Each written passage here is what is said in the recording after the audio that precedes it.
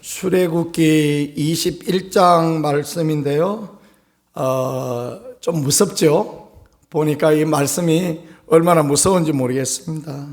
사형에 해당되는 죄에 대하여서 말씀하시는데, 전에 제가 섬기던 교회 권사님 한 분은 믿음이 없는 며느리한테 성경을 좀 읽어보라 그렇게 권면하셨다고 합니다. 며느리가 창세기를 아주 재미있게 읽었습니다. 창세기 이야기가 재미나지 않습니까? 재미있게 읽다가 출애굽기를 읽어보니까 여기 뭐 전부 죽이라 그러고 그래서 무서워서 더 이상 못 읽겠다. 그 이야기를 하면서 출애굽기 읽다가 말았다. 그런 말씀하는 것을 그렇게 들었습니다. 굉장히 무서운 말씀입니다. 그래서 오늘 하나님의 말씀에 보니까 타인을 살해하면 반드시 죽이라. 여기 히브리어 말씀은 강력한 명령법으로 써여졌습니다. 우리 일상의 용어로 표현하자면 그런 놈은 절대 살려두면 안 된다. 뭐 이렇게 표현하면 이해가 될 만한 그런 말씀이다. 이렇게 보면 되겠죠. 사람을 쳐 죽인 자는 반드시 죽인다라는 게 하나님의 말씀이고 하나님의 법입니다. 왜 이렇게 하나님께서 강력하게 말씀하셨을까요? 그것은 하나님의 사랑 때문에 그렇습니다.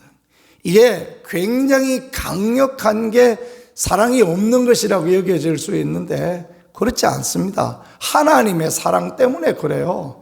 하나님이 너무 사랑하시니까, 사람을 사랑하시는 하나님 아닙니까? 그래서 하나님이 세상을 이처럼 사랑하사, 요한복음 3장 16절에 말씀하셨는데, 여기 세상이라는 게 세상에 있는 사람을 사랑하신다 그 말이거든요. 하나님이 너무너무 사랑하시니까 사람 죽인 사람 반드시 죽이라 이렇게 말씀하십니다.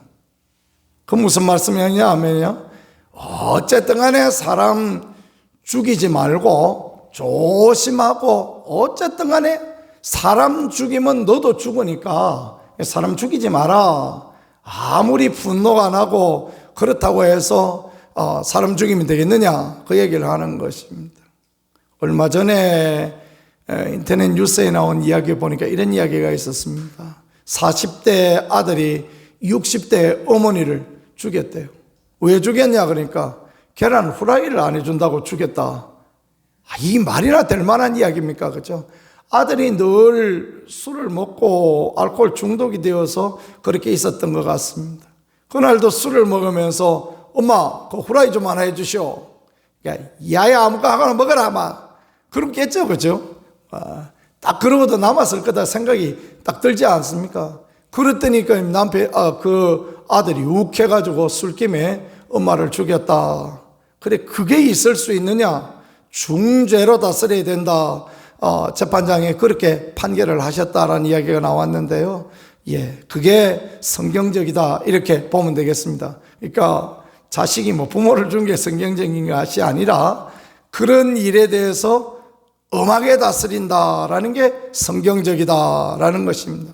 왜냐하면 그렇게 해서 연약한 사람을 보호하고 법을 강하게 정하여서 그렇게 사람을 보호하고자 하는 게 하나님의 사랑이기 때문에 그렇습니다. 요새 그 교통법규 위반하고 그러면 엄청 돈 많이 내는 거 아십니까? 어느 날 신방을 가다가 집사람하고 둘이 이제 가다가 코로나 때라 그 코로나 걸려서 힘든 분들이 있었어요. 그래가지고 여보 뭘 사갈까 하다가 죽이 최고다 그러면서 죽집을 찾고 두리번 그랬습니다. 그러다가 이제 학교 앞에 이렇게 서게 되어졌는데 제가 몰랐던 거예요. 학교 앞에 있었는데 횡단보도가 있었는데 모르고 그냥 두리번 찾다가 그거 그렇게 지나가 버린 것입니다. 아차 생각이 되어지는데 보니까 빨간불이에요. 근데 그 빨간불 옆에 보니까 카메라가 달렸어요. 저거 어쩌나 생각을 했는데 어쩌긴 어쩝니까? 바로 경찰에서 고지서가 나왔는데 13만 원이 나왔더라고요. 13만 원이면 돼지고기가 몇 건입니까? 그죠? 그럼 사가지고 그냥 김치 송송 썰어놓고 보글보글 끓여놔서 얼마나 맛있게 몇 날 며칠을 잘 먹을 텐데, 그 생각을 하니까 얼마나 속이 상하고 그런지. 그런데 아내가 저한테 한술 더 떱니다. 여보, 이거 교회에다 청구할 수 있어요? 이 사람아, 그거 어떻게 교회에 그다 청구하나? 그게 목사가 잘못한 건데 그 어떻게 교회에다 청구해? 그 어림도 없는 이야기지. 그렇게 이야기를 했습니다. 저 그렇게 뭐 교통법규 위반해서 교회에다 청구한 적 한 번도 없었습니다. 그게 또 당치도 않고요. 그랬더니 집사람이 하는 이야기가, 당신 용돈으로 내래요. 당신이 뭐 제대로 안 보고 지나갔으니까 나 그거 우리 살림에서 못 내주니까 당신 용돈으로 내래요.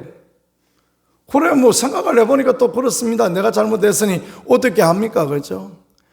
그래, 그 13만 원을 내는데 얼마나 속상하든지. 제가 그 사례비 받는 것에 11조만 용돈으로 받거든요. 그러니까 그 몇 푼 안 되는데 그 중에서 절반을 뚝 잘라가지고 벌금을 내고 나니까 얼마나 그냥 속상하고 그러든지.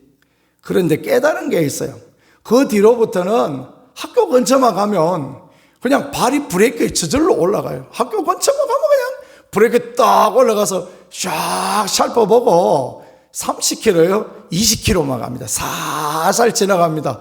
돈을 많이 내본 그 아주 나쁜 경험을 갖고 있거든요. 그러니까 그런 것입니다. 미국 같은 경우에는 뭐 이렇게 그 속도 위반 심하게 하면 100만 원도 내야 되는 그런 법이 있다고 합니다. 그 이야기를 들으면서 깜짝 놀랐습니다. 왜냐하면 돈 없는 사람 천천히 가라 이거죠. 그죠? 네 돈 많냐? 그렇게 빨리 가서 사고 내고 할 만큼 너 돈 많냐? 그럼 빨리 가봐라. 그러는 거죠. 그래서 미국 고속도로 같은 데 가면 빨리 가는 사람 거의 없다고 합니다. 법을 강하게 정함으로써 법을 잘 지키도록 하는 것. 오늘 이 살인에 대한 부분, 사람이 사람을 죽이는 거, 그 절대 합당치 않다. 그러니까 하나님께서 강력하게 너 남 죽였냐? 너도 죽는다. 조심해야 된다. 그 말씀을 하고 있는 것입니다. 그러니까 하나님은 이 남을 죽인 경우에 대한 이야기를 12절에서 14절까지 그렇게 하고 있는데, 사람을 고의로 죽인 사람은 말할 것도 없이 죽어야 됩니다. 그러나 고의로 한 것이 아니라 실수로 했으면 하나님께서 피할 도피성을 주시죠. 요단강 동쪽에 3개, 요단강 서쪽에 3개 공평하게 그렇게 정하셔서 이제 도피성에 피할 수 있도록 그렇게 은혜를 주시는데, 그렇지 않고 고의로 저놈 죽여야지 그런 마음 가지고 있다가 죽였다, 그런 거는 틀림없이 죽어야 된다. 그 말씀을 하심으로 그만큼 조심해야 된다라는 걸 말씀하십니다. 심지어 사람이 14절입니다. 그의 이웃을 고의로 죽였으면 너는 그를 내 제단에서라도 잡아내려 죽일지니라, 그렇게 말씀했죠. 제단에 가서 있다 할지라도 끌어내서 죽이라. 그래, 성경에도 그런 경우가 있었죠.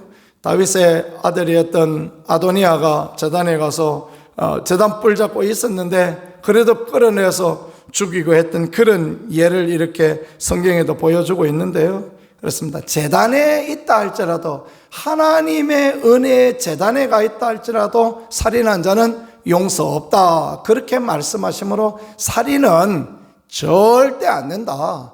그런 것은 절대 안 되고, 심지어 마음으로 미워하는 것까지 살인이다, 주님은 말씀하심으로 말미암아 살인에 대해서 절대 있을 수 없는 일이다, 그런 마음 품지도 마라.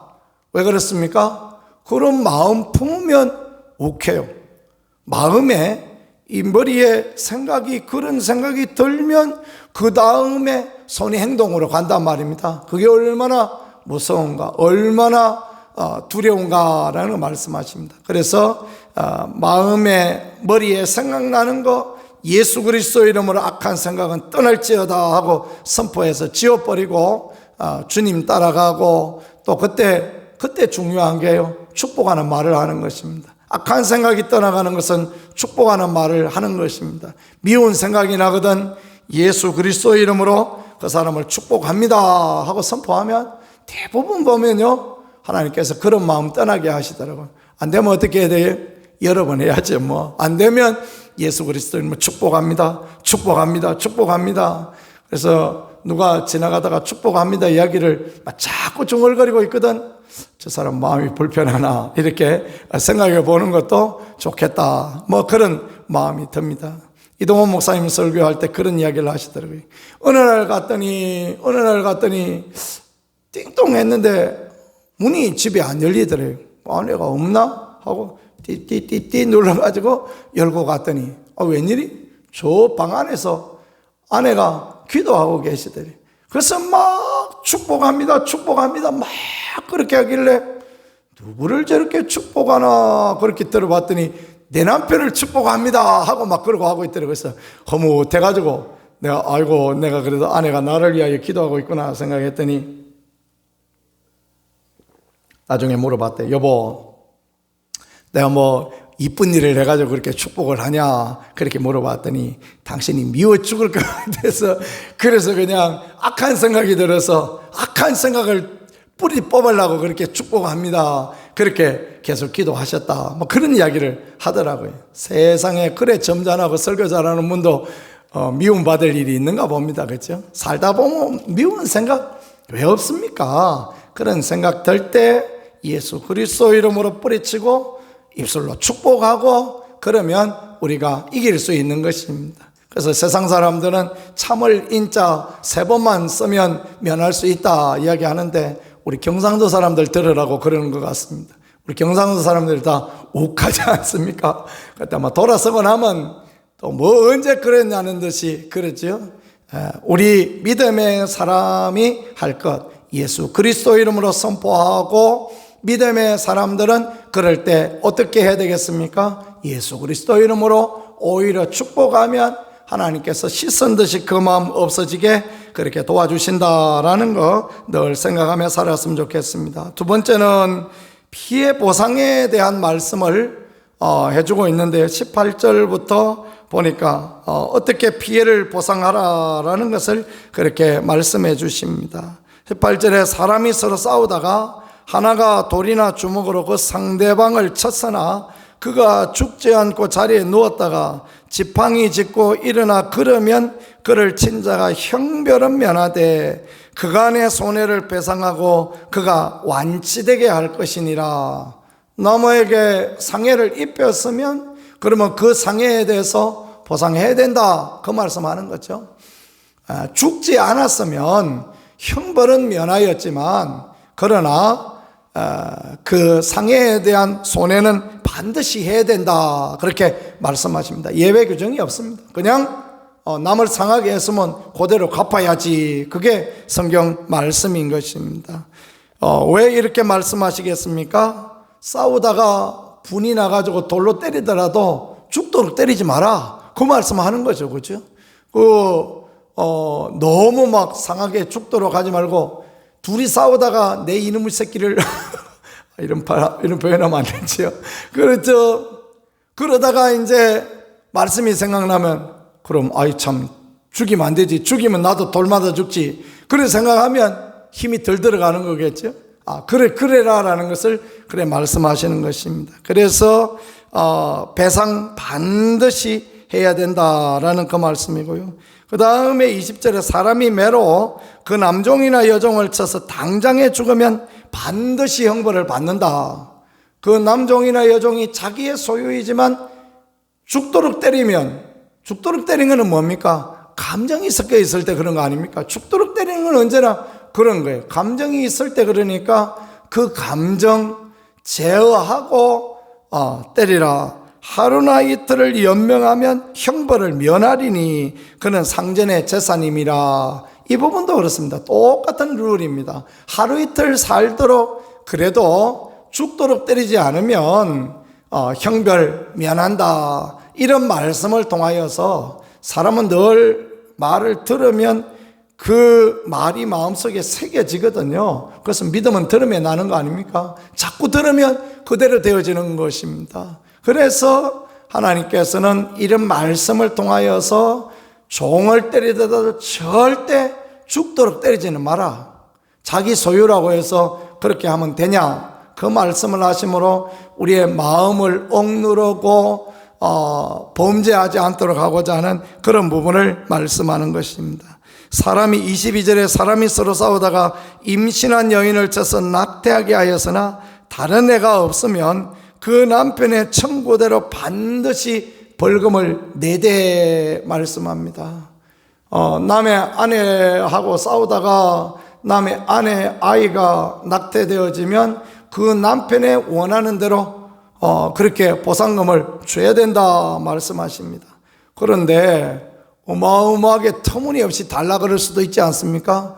그런 인간들이 있을 것을 아시고 하나님께서 재판장의 판결을 따라 낼 것이니라 이렇게 말씀하십니다.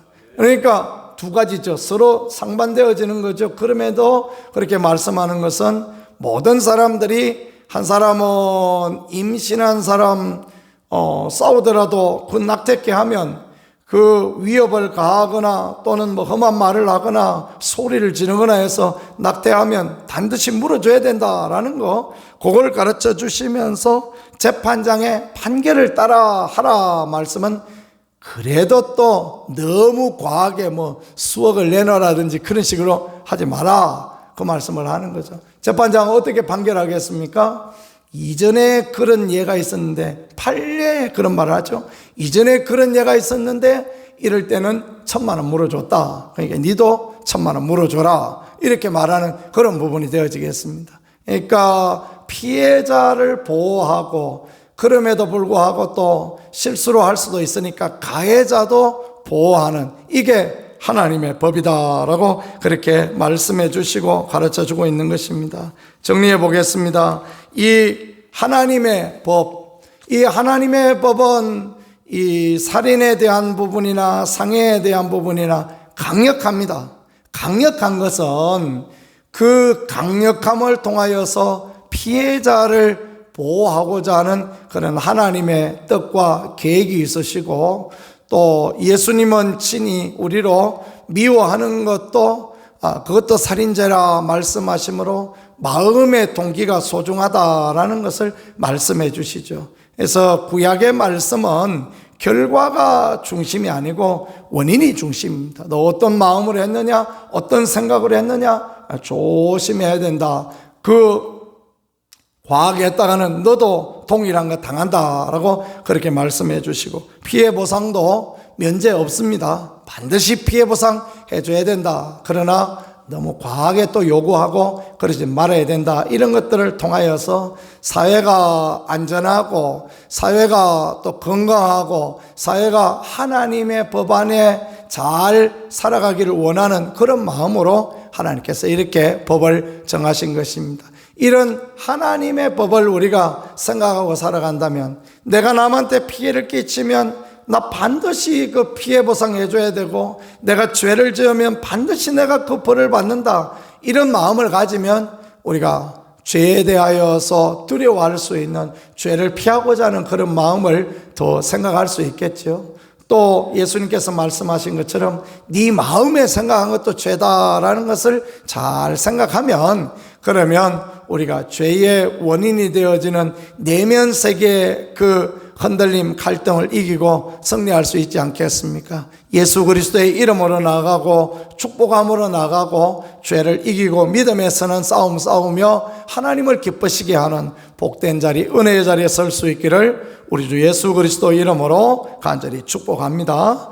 말씀을 생각하며 우리 같이 하나님 앞에 기도하겠습니다. 주님, 우리가 주의 말씀을 따라 주의 법을 따라 살아가는 그런 사람 되게 하시고, 우리 살아가는 세상 가운데 죄와 사망의 모든 권세가 왕노릇하지 못하게 하시고, 우리가 주님 따라 말씀 따라 아름답고 복된 세상 만들어갈 수 있게 도와주옵소서. 두 손 들고 주여 한번 하고 같이 기도하겠습니다. 주여, 은혜 하나님, 긍휼의 하나님, 강력한 법을 정하심으로 말미암아 우리가 어떻게 행해야 될 것을 알게 하시는 하나님, 하나님 아버지, 살인하지 아니하고 남에게 피해를 끼치지 아니하고 우리 마음에 악한 생각이라도 예수 그리스도 이름으로 다 떠내보내고 예수 그리스도 이름으로 축복하며 믿음의 말을 하고 축복의 말을 하고 믿음으로 이기는 우리가 되게 도와주시옵소서. 세상은 육신을 따라 감정을 따라 행하지만 우리는 말씀을 따라 하나님의 법을 따라 하나님이 기뻐하는 그 자리로 나가는 그런 사람들 되게 하시고 거룩하신 아버지, 은혜로우신 아버지를 따라 믿음으로 따라 나가는 우리가 되어질 수 있게 주여 은혜 다하여 주옵소서. 주여 긍휼 다하여 주옵소서. 이 하루도 온전히 믿음으로 살아가는 우리 모두가 되어질 수 있게 은혜와 은총으로 인도하여 주시옵소서.